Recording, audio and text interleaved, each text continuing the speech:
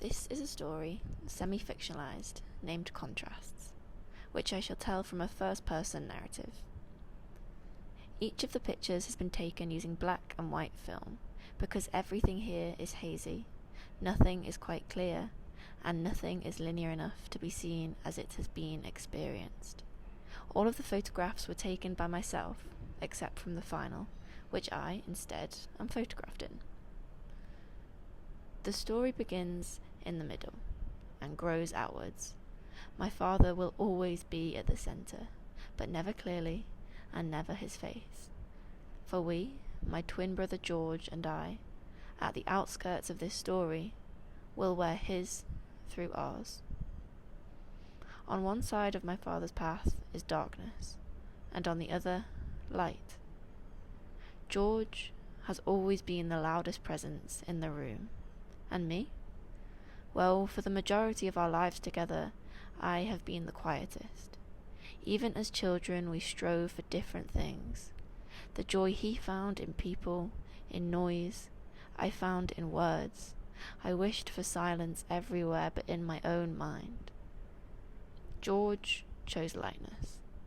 Like my father had done as a young man, George moved to a beach, one on the other side of the world.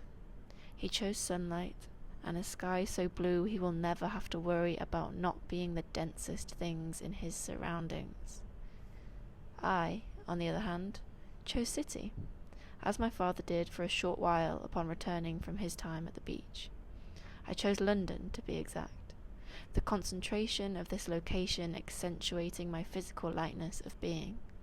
Sometimes I feel in the physical sense that I fade into crowds, a choice that means I can be in my own thoughts, and I can document and use that documentation to create.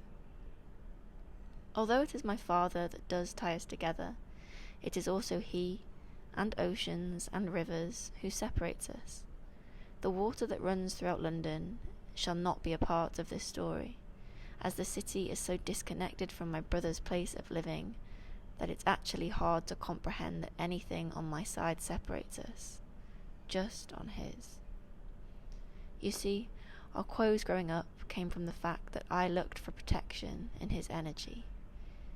But he wanted a balance, a contester for his presence. So he left, to find a busyness in paradise. And he did. He found a girl, or a woman, I guess, a heat somewhere on the cool beaches.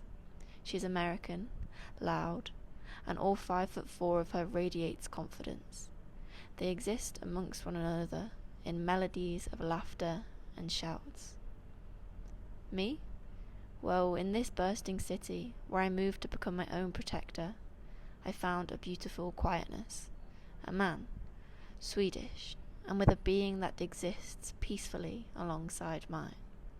Together we hide in the darkness of London. We exist in whispers that the density cannot hear.